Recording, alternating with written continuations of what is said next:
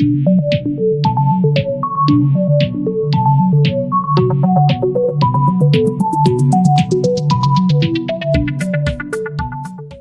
guys, welcome to the Thinking Crypto YouTube channel. I hope you're healthy and doing well. On this channel, we cover the news, facts, and sentiments about the crypto market.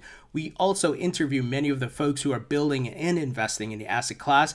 I've interviewed CZ, Binance's CEO, Andreas Antonopoulos, and just yesterday I uploaded my interview with Dan Held, who's the Director of Business Development at Kraken, the exchange. We talk about the $1 million Bitcoin super cycle, so be sure to check that out. This week I will be interviewing Cameron Winklevoss, who of course with his twin brother Tyler started the Gemini exchange. They're heavily invested in Bitcoin. So if you're new here, hit that subscribe button as well as the thumbs up button. Guys, Spencer Dinwiddie is back at it again. And if you don't know who he is, he's a basketball player, plays for the NBA on the Brooklyn Nets. And I'm a big basketball fan growing up watching Michael Jordan and so forth. So I thought right away, I'm like, wow, this is so groundbreaking. And he's really pioneering and of course, getting a lot of big exposure to Bitcoin. And we've been talking about that lately, guys, where J.K. Rowling, I covered it in my video, she started tweeting about Bitcoin, explaining it to me, and people started responding. She has 14.6 million followers. Bitcoin is going to be on the Billions TV show again tonight on Showtime. So Bitcoin and crypto is going mainstream, guys. And Spencer, being an NBA player, not very popular, let's say like a LeBron, but he is well known. He's a quality player, and he's been on the rise. His skill set, his performance. So this is actually really great exposure. Now, to give you some background, Spencer has been heavily invested in Bitcoin. He made a lot of money. This was here, October 2018. It was reported, he was interviewed, and I am trying to get an interview with him, that he invested in Bitcoin, made a lot of money, and then he decided to tokenize his NBA contract, where you could invest in him, and as his contract grew and he got more money, you would get paid dividends off of that. So I thought that was groundbreaking, tokenizing his contract, right? Well, now he's raising near $25 million of Bitcoin, approximately 2,625.8 Bitcoin, and he will allow folks to decide what team he should go to. So he's doing this via GoFundMe. So it's very interesting. So here's the page. It says here, I'm simply creating this GoFundMe as my commitment to my previous tweets. As of now, 2,625.8 Bitcoin is roughly equivalent to 24,632,630 USD. If we hit the target, then I will allow the fan base to determine my next team and sign a 1-year contract at that destination.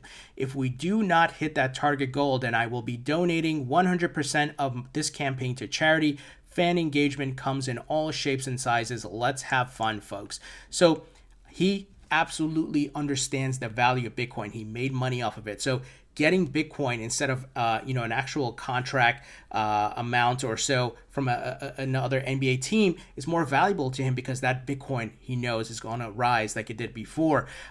So interesting concept. And once again, this is getting the major headlines, Sports Illustrated, Yahoo, and so forth, that he's trying to do this again. So here's how they covered it. Spencer Dinwiddie is once again trying to get fans involved in his contract. The Brooklyn Nets guard announced a plan on Friday night that would allow fans to choose where in the league he signs a 1-year deal if they can raise about $24.6 million in Bitcoin on GoFundMe. So it's leading more to the decentralized setup, right? Where I, as a fan, can say, hey, if I add to this GoFundMe and the collectively with the fans say, hey, go to the Lakers or go to this team, right? And I think that's great. It's a great idea. Now, if the NBA rules and regulations will allow this, we'll have to see. I think he's going to probably try to test the waters here. But, the NBA has its own team associations, led by Chris Paul, who's another a player. So we'll have to see, but he's really doing some groundbreaking stuff, and I absolutely listened to his interview and watched his interview before, so I know he gets it. He understands Bitcoin. He made money off of it, and there are some other NBA players, but he's the most vocal about cryptocurrencies, guys. So Couple of things, right? Is the exposure this is going to get Bitcoin and crypto, once again, to people who don't know about Bitcoin, to people who heard about Bitcoin in passing and didn't go down the rabbit hole, right? You're going to get more people like, wait, why does this guy want Bitcoin? I thought Bitcoin was magic internet money. I thought it was a scam. You guys understand that the path to getting educated about this topic, right? When you have an influencer, same way we talked about J.K. Rowling, who's the famous author, you have an influencer talking about Bitcoin and crypto, it gets people to start paying attention and realizing, hey, this is for real, right? And we are early, we're buying the lows, so we have the opportunity to make some significant returns, guys. And it's happening. It's spreading through mainstream TV shows, influencers, celebrities, sports players, right? It's happening. This is really great to see as an investor, and of course, it makes me happy and excited because this is how the internet grew as well, right? The adoption of internet, the education, influencers. It wasn't just, hey, add this computer to your house, but who was talking about it? It was on TV shows like, hey, I can go on the internet and check this and do this, right?